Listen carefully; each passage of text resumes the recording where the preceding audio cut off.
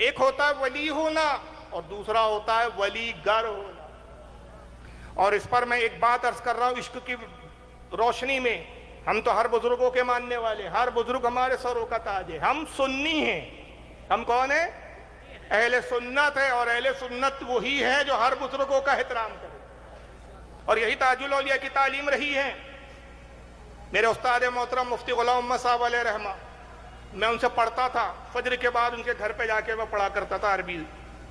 तो ताजुल औलिया का उर्स का मौका था, गालिबन ताजुल औलिया की बात चल रही थी। मैंने अपने उस्ताद से 2 सवाल उस वक्त किए कि हुजूर आपने सरकार ताजुल औलिया को देखा है?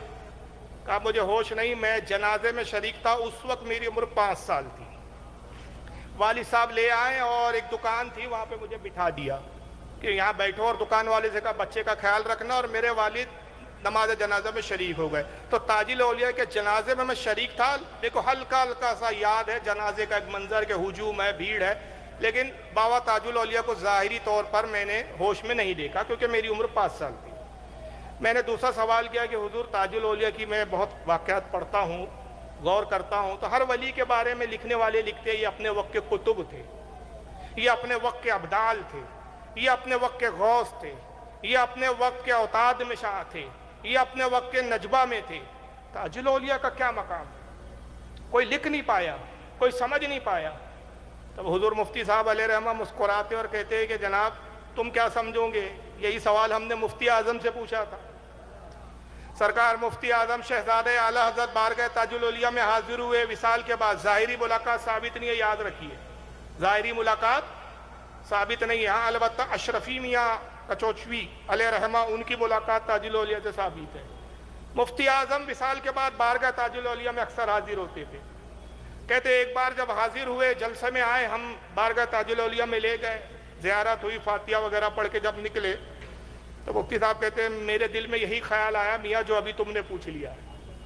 तो मैंने पूछ लिया कि सरकार हुजूर आप भी अल्लाह के फजल करम से मकाम विलायत रखते, हम तो आपको वली ही जानते हैं, तो हुजूर आप बताएं कि ताजुल औलिया विलायत के किस मकाम पर हैं?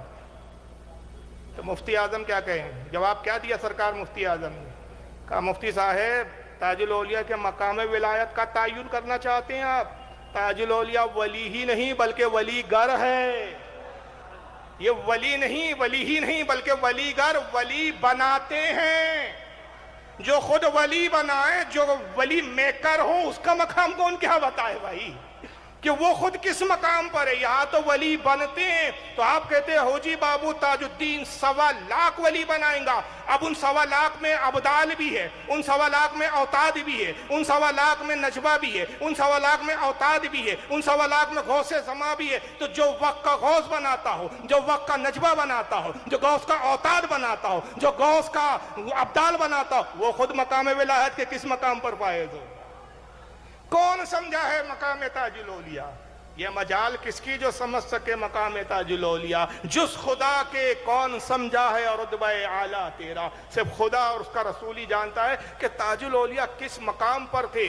और ये बता दिया कि हम तो वली गर है। और मैं जुमले पे अब एक जुमला इश्क की रोशनी में कह रहा हूं कि 1.25 लाख वली बनाऊंगा। जो वली बनाए वो वली आजम, जो बनाए वो वली आजम हुआ कि नहीं भाई? इख्तलाफ है किसी को इस मजमे में? तो फिर तशरीह करूं। मेरे ख्याल से किसी को इख्तलाफ होना नहीं चाहिए। और सब आशिकाने ताजुल औलिया बैठे। जो वली गर हो, जो वली बनाए वो वली आजम। तो वली आजम का कौल मैं 1.25 लाख बनाऊंगा, और वक्त का मुफ्ती आजम तस्दीक की मोहर लगा रहा है कि ये वली गर है। तो अब अंदाजा लगाइए, एक जुमला वली का है, तस्दीक करने वाला भी वक्त का वली कामिल है। आप और हमारी हैसियत क्या है कि जब वलियों ने तस्लीम कर लिया। इसीलिए सरकार सरवर शाह ताजी ने कहा दर्स गाहे औलिया सरकार ताजुल औलिया। ये वो बारगाह है जहां वलियों को दर्स दिया जाता है, जहां से दर्स हासिल करते हैं। और यकीनन फिर बनाया, कितने बनाया हमें नहीं मालूम, तादाद तो हम जानते भी नहीं, वही जानते हैं, रजिस्टर उन्हीं के पास है। और एक बात मैं अर्ज कर दूं, ये 1.25 लाख तो एक फिगर हमारे एतबार से। अब ये भी कौन जाने कि ताजुल औलिया के नजदीक 1.25 लाख के माना क्या है? आप क्या 1.25 लाख को 1.25 लाख समझ रहे हैं? उनकी बोली ही अलग होती थी। उनका तो अंदाज ये था, एक हाजिर हुए एक शख्स यूसुफ हजरत मौलाना शाह अमजद सैयद अमजद अली शाह ताजी रहमतुल्लाह अलैह अस्कार औलिया में नकल फरमाते, एक शख्स आया, भोला भाला बद्दू शख्स रहा हूँगा, देहाती रहा हूँगा। उसने पूछ लिया, हुजूर आप अल्लाह के वली है, 2-4 कोस तो देख लेते होंगे। सवाल ही बता रहा है बेचारा, सीधा साधा भोला आदमी। हुजूर 1-2 कोस तो देख। उस वक्त कोस चलते थे। कोस क्या होता है पता है? 3 किलोमीटर का एक कोस होता है। अब किलोमीटर बोलते हैं हमारे यहाँ, कोस का दौर खत्म हो गया। पुराने लोग बोलते हैं वो 4 कोस पे जाओ तो वो मिल जाएगा, 2 कोस पर है, 3 कोस पर, कोस खत्म हो गया। अब किलोमीटर चलता है, मील भी नहीं बोला जाता। लेकिन आपके फहम के लिए मैं बता दूं कि 3 किलोमीटर का एक कोस होता है। तो सवाल करने वाला कहता है, सरकार आप 1-2 कोस तो देख लेते होंगे। आप जलाल में फरमाया, क्या बकता है बे, जिधर देखता हूं लाखों कोस देखता हूं, जिधर देखता हूं लाखों कोस देखता हूं। 1-2 कोस की बात है।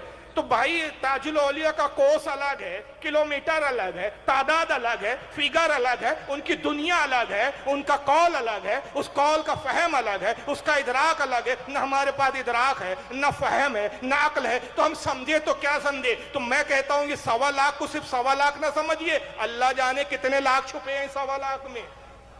कितने बना दिए वो जाने, कितने बनाना है वो जाने। मगर कुछ के जो वाकया जाहिर हुए, कुछ की विलायतें जाहिर हुई,